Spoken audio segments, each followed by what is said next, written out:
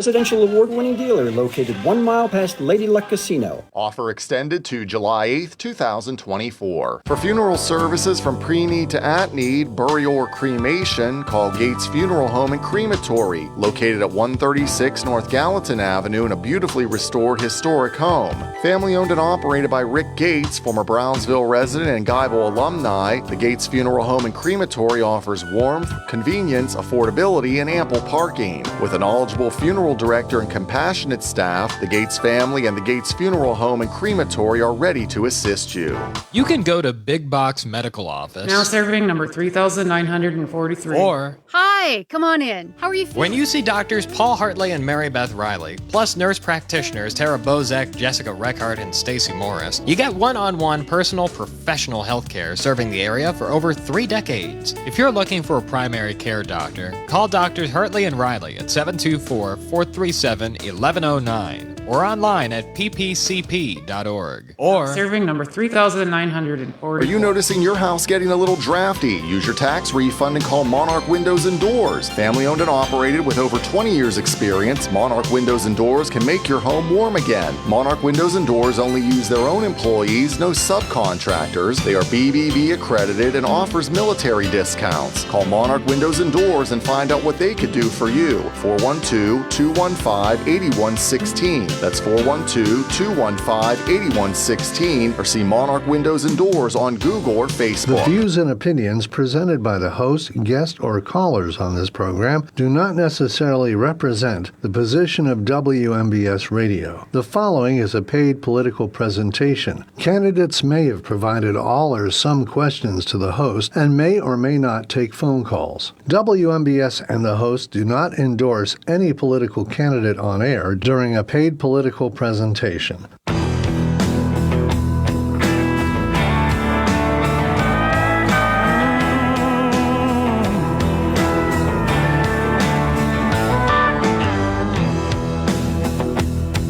This land of ours is under attack. Time has come, we're gonna take it back. Just wait and see. Don't tread on me. I won't sit back, stand idly by, watch the heart of my nation die. Oh, not me. Don't tread on me. Don't tread on me.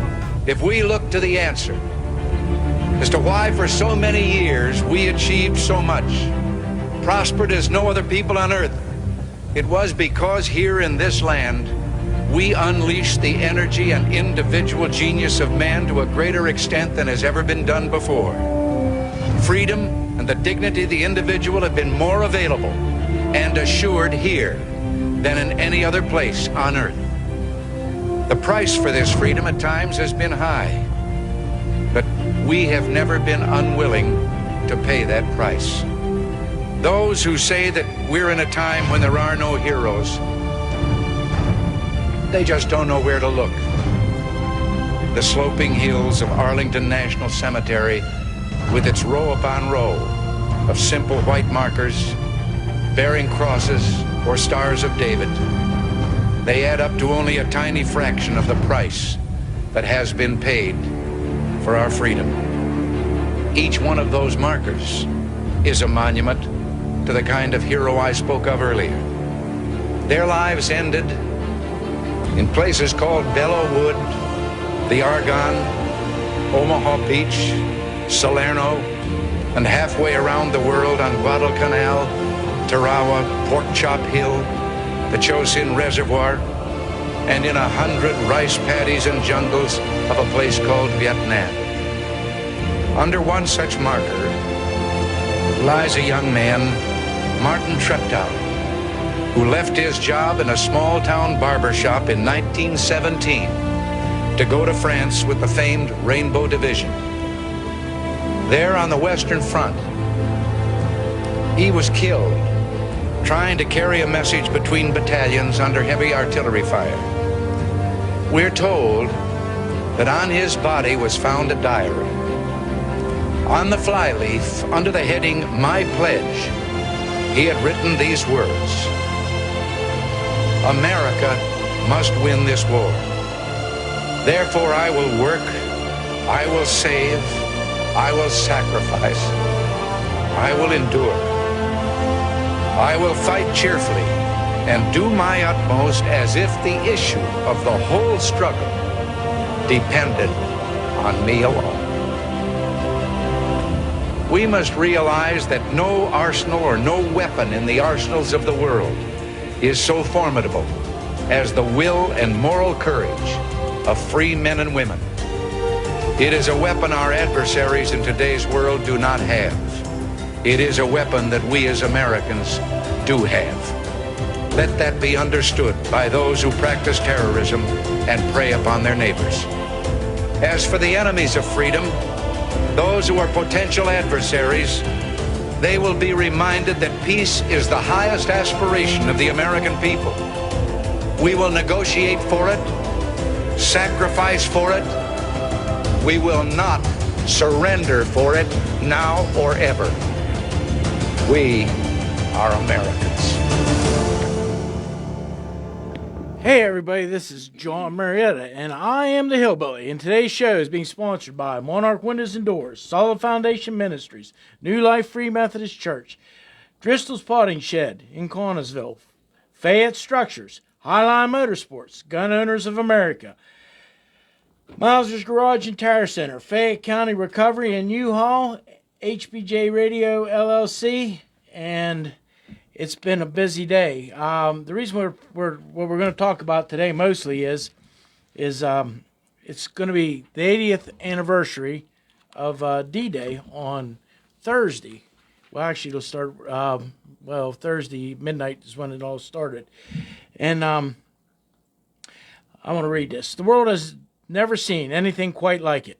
On June 6, 1944, after many months of meticulous planning and during a narrow window of opportune weather, the military campaign to wrestle the nations of Europe from Nazi control was unleashed.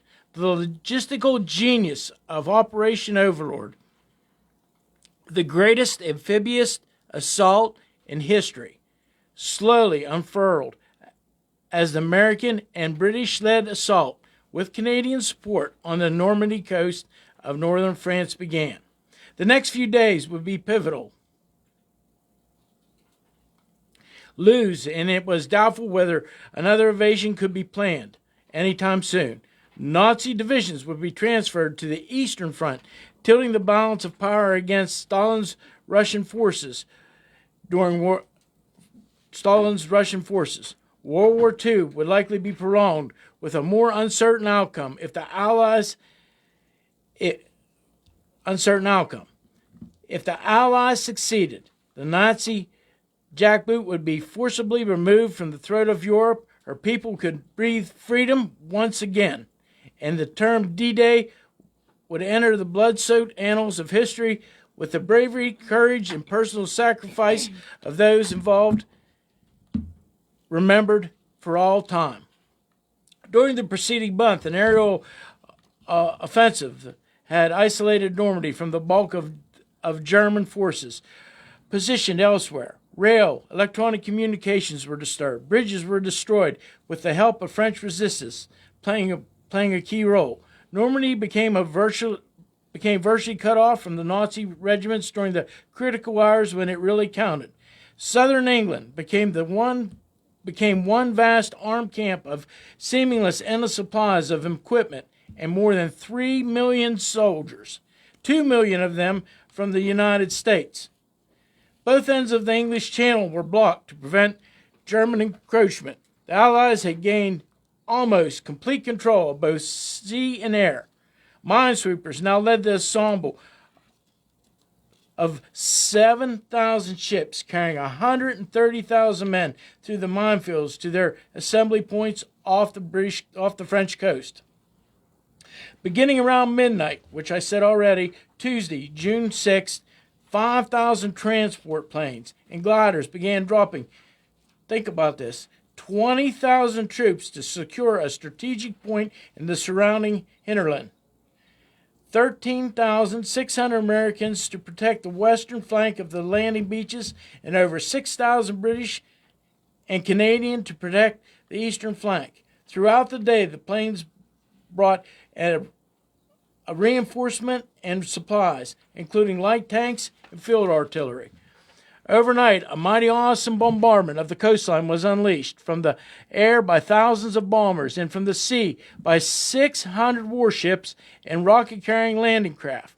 The heavily defended Atlantic Wall with its powerful artillery and machine gun emplacements and with its beach obstacles and mines was pulverized with varying degree of effectiveness. Dawn brought an astonishing sight as far as the eye could see, stretched over the waves, over the wave after wave of landing craft, packed to capacity with men and military equipment. With the coastline softened up, troops began landing at 5 beach areas across the 50-mile length of coast. In the west, 57,000 U.S. troops came ashore on Utah and Omaha Beach.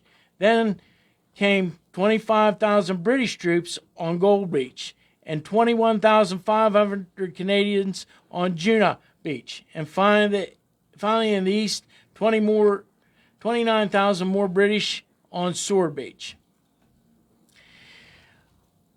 It was tough going, to say the least. By the end of day one, the Allies had suffered almost 10,000 casualties, either killed, wounded, or missing. The resistance on some beaches was light, allowing the fulfillment of detailed battle plans, but the situation on Omaha Beach was sheer carnage, and around 3,880 casualties. It seemed 3,880 casualties.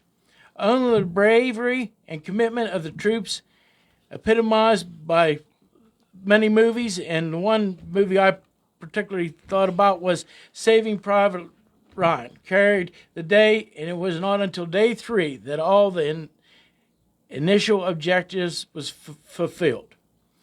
I wrote most of this myself, but some of it I did. But anyways, I have a caller on and with us right now, and I want Chris to read. Chris, I didn't mean to take any thunder away from you, but we know that there were 7 different waves that hit the beach that day. Yeah, there were 7 waves, and no, you didn't take any of my thunder. It's your show. You have a right to create whatever intro to your program as you want. You're fine. Let me just give a little perspective. You said there were 20,000 troops who hit the beaches there in Normandy, in France. 7 waves of those 20,000 troops. So they just kept coming wave after wave. Of the 20,000 who Nazis knew for sure, they could have just mowed these people down more than they already did. So what the Allies did is they tried to trick Hitler into believing that they were coming at a different location other than Normandy. Did you know that? I did. I did not. I did. Yeah. But one of the things that I wanted to tell you is it was 20,000 paratroopers. Okay? Yes. Okay, it was 20,000 paratroopers, and I believe they landed 130,000 men at actually over the 50-mile beachhead. Yeah. And there was 57,000 U.S. troops that came ashore at Utah and Omaha Beach, and that was the worst of the battle. Mm-hmm. Yeah. Total, that Atlantic Wall was 2,400 miles, 2,400 miles, a 2,400-mile wall of bunkers with people with machine guns and mines, so people would get blown up if they stepped on the beach, landing obstacles, anything to keep people from attacking. But here's what happened. Basically, the Allies had to use dummy equipment to fool Hitler and the Nazis and make them think they were attacking at a different beach so as to thin out the Nazi defenses. So they purposely gave the impression that they were going to, come in a different location. And what they did is they made these basically out of inner tube, same material you use for inner tubes.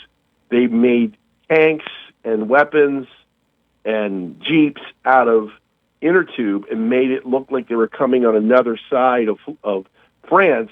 And back then, there were no satellites that could zoom in and see for sure what these inner tubes were. They thought that they were actually Jeeps and ships and other military vehicles.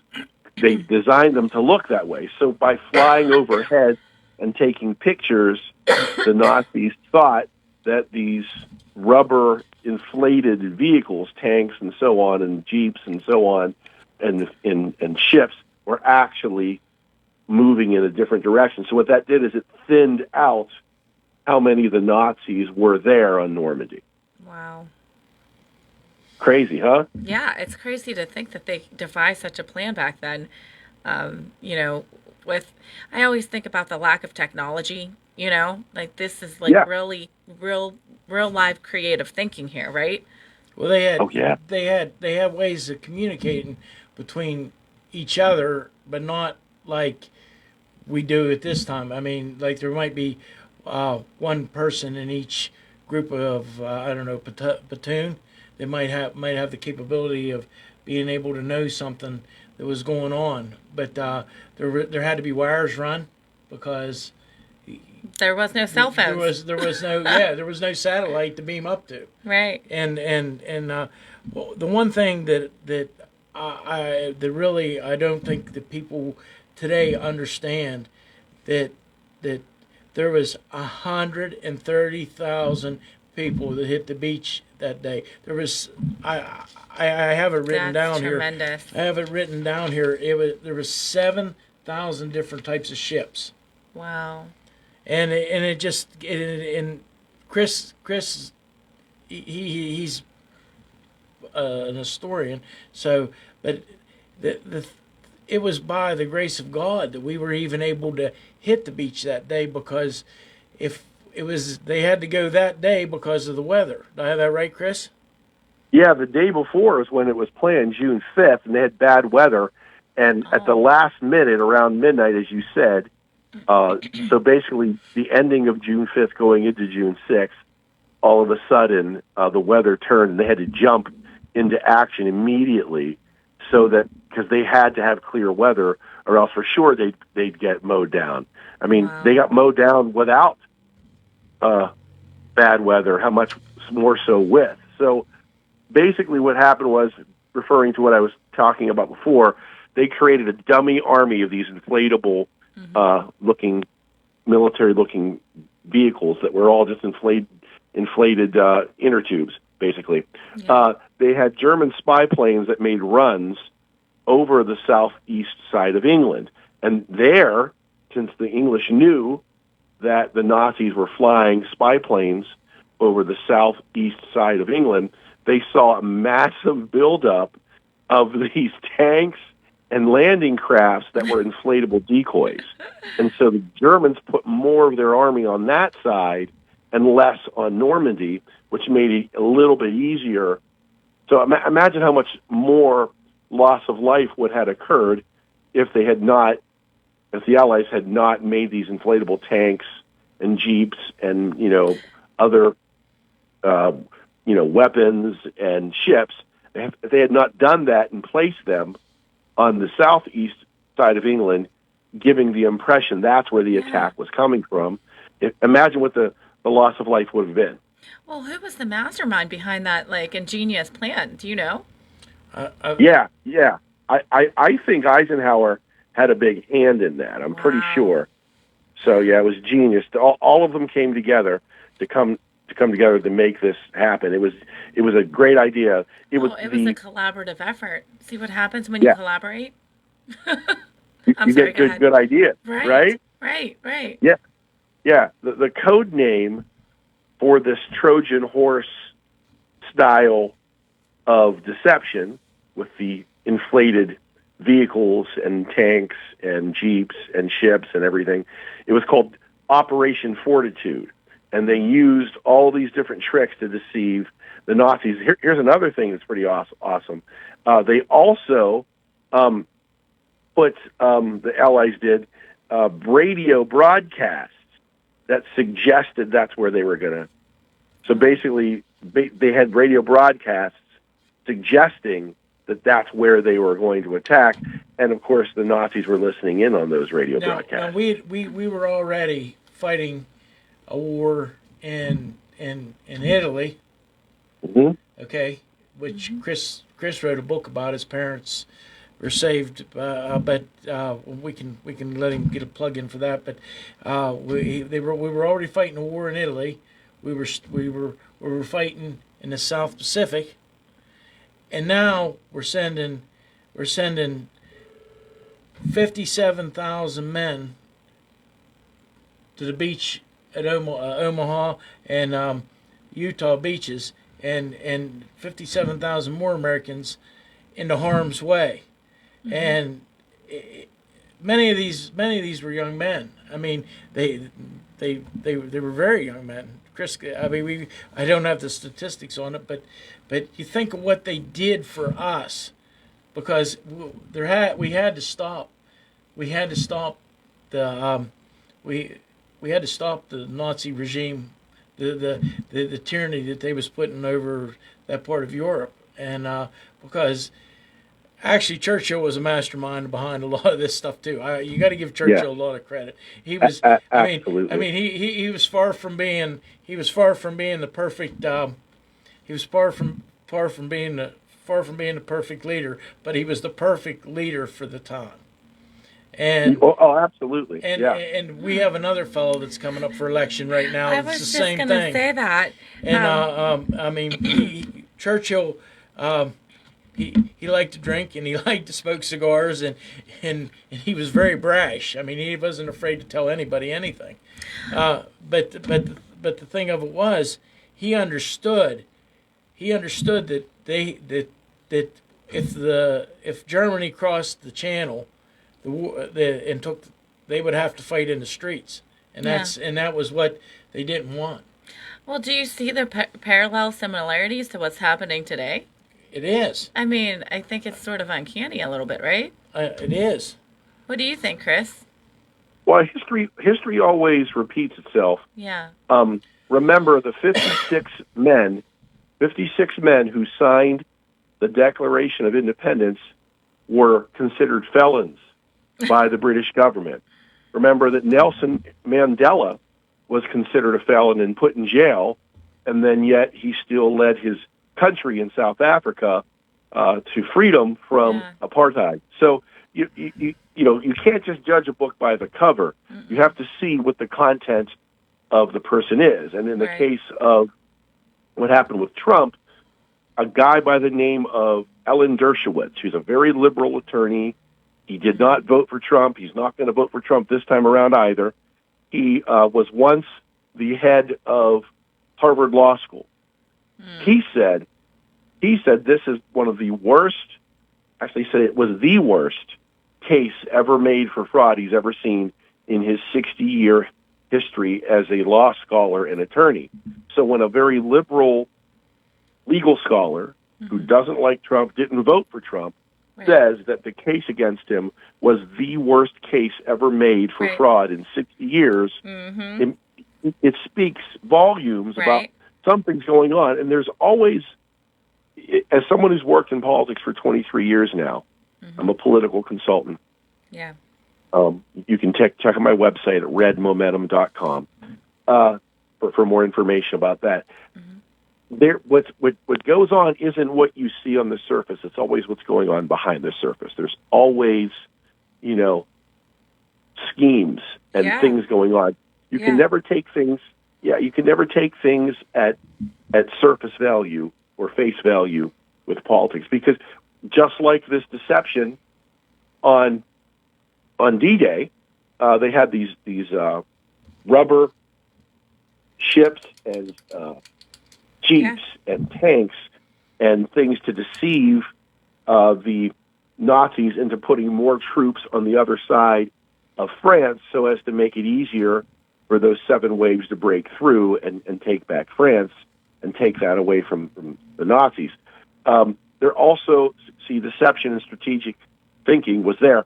Also, here's another thing. Some of the dummies, they actually rigged dummies that looked like men, looked like American soldiers or British soldiers or Canadian soldiers with explosives, so that when the explosives would go off, the Nazis would think the war is going off over there. So they, besides all those inflatable vehicles, they also had dummies that looked like soldiers, and then the explosion would happen, and so the Nazis heard the explosion and would run to that part of the island and think that that's where the war was being fought. So, you know what? There's always another side to the story. And you have to think about this, Chris. If you was a paratrooper or you were in a glider, it was a one-way mission. Yeah. I mean, when you stepped out of that plane, there was no choices after that. If you were flying, the gliders is the ones that, because you had to find a place to land the glider.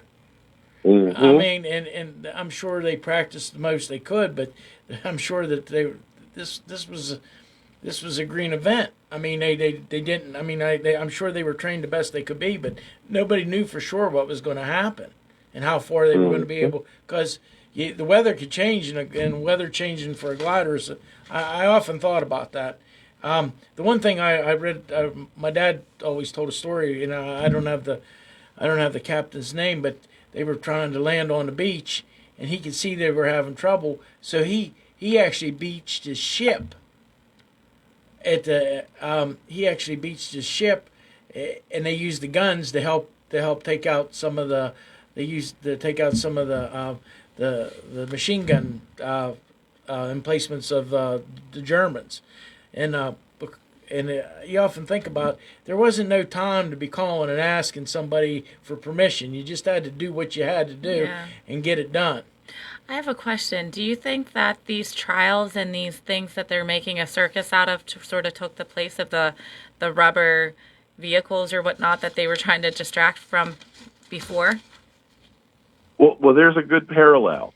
By distracting the Nazis with these fake vehicles, fake tanks, fake jeeps, fake ships, fake weapons made out of rubber inner tube, right? You just blow up with a pump. Right. You're right. That was meant to distract the Nazis from the real war. Mm-hmm. Sure, there's always some kind of distraction going on to keep people's attention away from the real situation that's really going on. Have you guys ever heard of the book Rules for Radicals? I want to say it sounds familiar, yeah. Okay, yeah. So Rules for Radicals was written by a communist who was very influential in politics, the Democrat Party politics specifically. Saul Alinsky was his name. Yeah. And I'll tell you how influential Saul Alinsky was with the modern Democrat Party. Yeah. Hillary Clinton, when she was in college, wrote her thesis about Saul Alinsky and praised him. Yeah. And he was a radical in the 50s and 40s, 50s, and 60s. Mm-hmm. In his book, Rules for Radicals, he says, he said basically different things you needed to do to deceive your opponent. And one of them was, ready for this? Mm-hmm. Accuse your opponent of the things that you do. Mm-hmm. I remember during the first election cycle with Trump, I did read a little bit about these rules, those rules, and I remember using them as debating points with my friends that had no clue, and they did not know what I was talking about. They had no clue. I'm like, this is real. Yeah. This is real information. Well, when you put together this, I guess you'd call it like a collage of all the different influences of the Communist Party of the USA into American government. Here's what you find out in American politics. Mm-hmm. Not only was Saul Alinsky one of those pioneers that influenced Democrat policy, again, Hillary Clinton writing her thesis praising Saul Alinsky, during the FDR administration, there were at least two, possibly several more, communist spies in FDR and Harry Truman's administration. Jeez, oh man. Yeah, How do and you they were trust the ones. anybody? Right, and they were the ones influencing FDR and Truman's policies. Yeah. One of them was a guy by the name of Elger Hiss. Yeah. Have you ever heard of Elger Hiss? No. Okay. Elger Hiss was a communist spy, a Soviet spy. Yeah. And he got outed by Whittaker Chambers. Whittaker Chambers was one of the gentlemen who was involved in stealing the blueprint for the atomic bomb and giving it to the Soviet Union. And he got caught, and he was going to have to face the death penalty. And he cut a deal with the U.S. government not to face the death penalty. He outed some other communist spies. And one of the communist spies he outed was a man by the name of Elger Hiss. And the funny thing about this, Elger Hiss was FDR's top advisor. Wow. And FDR was being advised by a Soviet spy, and that Soviet spy, Elger Hiss, actually wrote the charter to create the United Nations. Wow. And along with Elger Hiss, there was another guy by the name of Harry Hopkins, who also was a communist spy for the Soviet Union. And again, these guys were outed by Whittaker Chambers, so that's how this isn't speculation. This gentleman who got caught in the scandal of giving our atomic secrets to the Soviet Union, along with the Rosenbergs, they were a married couple. They both went to face the death penalty for that. Basically, Whittaker Chambers, wanting to avoid the death penalty, outed Elger Hiss and Harry Hopkins. And so a investigation was done, and sure enough, they found that this was true. Elger Hiss was prosecuted and found guilty of espionage, and he was the man who was advising FDR and Truman. So this is something that's become more and more documented. There was infiltration into our government and our politics by members of the Communist Party. Now, we do know that Senator McCarthy went too far. Most people, when you tell them about communist infiltration to our government, they raise Senator McCarthy from Wisconsin and say, we don't want to be like McCarthy. Okay, I agree. McCarthy, he really messed up. There was a chance to expose the real communists in government. And what McCarthy did wrong is he called everybody a communist, even those who weren't. And by doing that, he went too far, and it backfired, and it made it more difficult to expose the real communists because he was exposing people who weren't even communists. It's remember the old story, I'm trying to think the name of the boy who cried wolf? Yeah. Remember the boy who cried wolf when there wasn't a wolf? Yeah. When the real wolf showed up, no one believed him. Nobody believed him. So what McCarthy did, he cried wolf and said everyone was a communist, even people who weren't. And then when the real communists were exposed, no one believed it, which was a shame. Yeah. But so McCarthy really screwed up. McCarthy really screwed up. He shouldn't have done that. But that doesn't change the fact there's evidence there. Go ahead. I'm sorry. Well, anyways, I want to get back to D-Day and how all these men gave everything. How all these men gave everything for our country, and right now the way things are, we have to think that you think about Washington and Jefferson and how would they look at things? And Madison, of course, Madison be the other one. But and then we went to the War of 1812 and how people stood against the British again. And then of course we kind of brought that war on ourselves. But we'll go into that another day. But then we had World War I. And all the atrocities that happened there, and how our country stood against tyranny for the world, not just for our country, for the world. And then World War II, the same thing. Which World War II was the last war that we fought to win, and it was. I mean, seriously, we sent. It's important that we think about these things. I mean, just here. And I'm going to get off a little bit, but just here a couple years ago, we left 13 behind in Afghanistan. for no reason at all. I mean, we had a president who did that. I mean, there was no good reason for that. You're right. And You're absolutely right. And we got to think about these things. It just the men and they were young men. I mean, I don't want to call them boys, but they were young men, and many of them hadn't even voted probably in their lives. Some of them probably weren't even 18 when it comes right down to it, and they gave everything because they knew we had to stop Germany. And, right. And you often think where our country is now, with all the many problems, can we get this turned around? And I believe as Americans we can fix anything. I mean, I believe we can fix anything, but we have to start somewhere. Right. And that's where that's why I wanted to bring this out today, and that's why I wanted to talk to you about it. Wanted you to give your take on all the different things. And it'll be 80 days since it'll be not 80 days, 80 years, the anniversary this year at D-Day landings.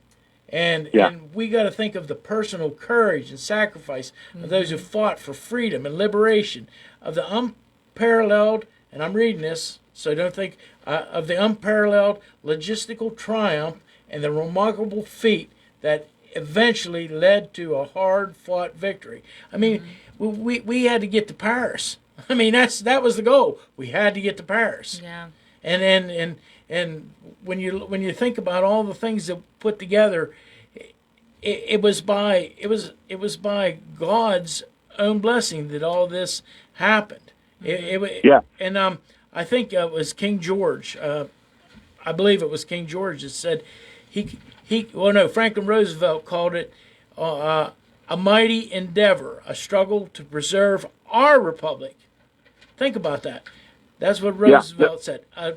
Yes, no doubt. In fact, let me tell you why it worked. You said it was by the grace of God because the weather cleared right at the right time, and Hitler took the bait with the dummy, the dummy military they had set up near Calais, France. He thought that that's where they were going to go, near Calais, France. And while the invasion was happening, Hitler was sleeping. Jeez. Yeah. You there, Chris, with us? I think we lost him. But you think about it. Did we lose the phone call? Yes, we did. Yeah. But anyways, the Allied victory of he was sleeping. Was what a way to end that conversation. It truly was God's victory. I mean, there's no doubt about it. I mean, that's where we're at. But if we take it, I want to take it just locally for just a moment, but I feel like those are the battles that you guys are fighting in regards to election integrity. I mean, it doesn't seem so grandiose because, obviously it's not a bloodbath per se, physical bloodbath. But I feel like all these little, and I shouldn't say little because they're not little, election integrity battles are sort of leading up to that as well, right? Like you have to fight them locally and to try to fix the problem. Yeah, I think it all comes back to our backyards. Yeah. And Chris and me have spoken about this many times. We got Chris back up, I think, again. You with us, Chris? Yeah, somehow I got dropped off the call. Yeah, well, I think it's something to do with weather or something's going on with because we were having trouble with the IT at work at the courthouse today. But anyways, sure.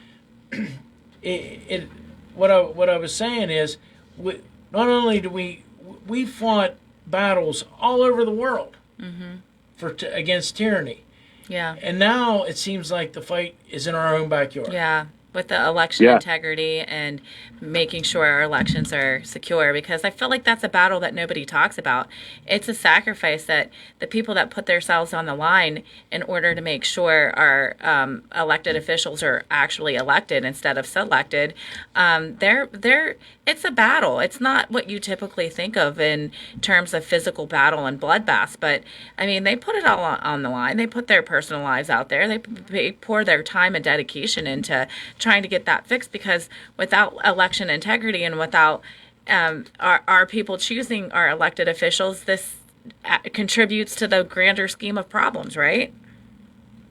What you're talking about is the culture war. Yeah. And even though America won the physical war against the Soviet Union thanks to Ronald Reagan, Ronald Reagan's buildup of the military, including his delving into SDI, Strategic Defense Initiative, which is shooting missiles out of the sky, it sent chills down the spine of the Soviets.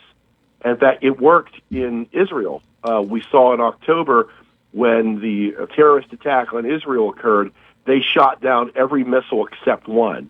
And that idea came from Ronald Reagan, who said we needed to develop this missile command approach. And it was that missile command idea, SDI, that scared the Soviets. And Reagan was able to use the threat of building SDI, building these this network of missiles that can shoot their missiles out of the sky. He used that to force Gorbachev to start taking down the wall there in Germany and do other things. So after Reagan leaves office, the wall came down not long after Reagan left office, and then, of course, the Soviet Union collapsed because of the strength of Reagan to use the military might and the threat of SDI. It forced the Soviets to kind of acquiesce and start tearing things down, and eventually the Berlin Wall came down. So we won the Cold War. We've yet to win the culture war because people on the left have infiltrated the institutions, and they're pushing an agenda that's not at all about freedom.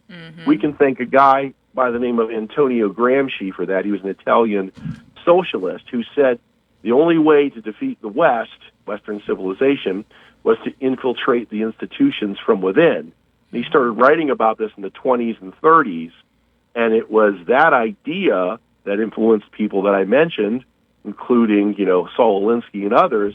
And if you want to read a good book that exposes all of this, there was a man named Cleon Skousen who was an FBI agent, and he had a book called The Naked Communist, and in it he exposed what the agenda of the Communist Party in the USA was during the 1950s. And if you look at the 45 goals of the Communist Party in the 1950s and you compare it to what we're doing today, it's almost exactly the same. Cleon Skousen was warning us in 58, 59 when he wrote his book. He had retired. He was a retired FBI agent, and he infiltrated the communists and wrote down what they were going to do. They're going by that playbook one by one, and we're losing the culture war. If we don't stop it, we're going to lose our country. Well, and one of the other things I want to tell you about, or what I want to, Chris, it's about you said about, but it's more of a uniparty thing. I think. I don't know if you want to agree with that or not, but and I'm not saying it's all, but there's it seems like there's a conspiracy to work against the conservative views in this country, and it seems like it comes from both sides. I wouldn't call it. I mean, I know people call it the uniparty. What I would call it is something called groupthink. It's a psychological term where everybody wants to follow the crowd. I think what's happened is because the left has taken over these institutions, the media, education. What happens is some of the more softer Republicans want to get along and not be called a heretic or a hater, so they compromise just to be liked. Right. Well, Chris, it was good having you on. Believe it or not, we only got like a minute left. I appreciate you. I'll get this over to you as quick as I can if you don't already have it. And thank you again for all your insight here. No problem. The next time we'll talk about how the U.S. Army liberated my parents' town in Italy during World War II and saved their lives. Yep. I appreciate it. All right, thank you. Okay. Thanks, Chris. I want everybody to take a minute on Thursday, which would be June the 6th, and thank God for all the great men and women who are willing to stand up against tyranny around the world and in our country too. Yep. So, anyways, I always close the show with this. While on this road called life, you have to take the good with the bad. Smile when you're sad, love what you got, and remember what you had. Always forgive, but never forget. Learn from your mistakes. People change. Things go wrong. Just remember, the ride goes on. God bless each and every one of you, and God bless America. I am John Marietta. I am the Hillbilly.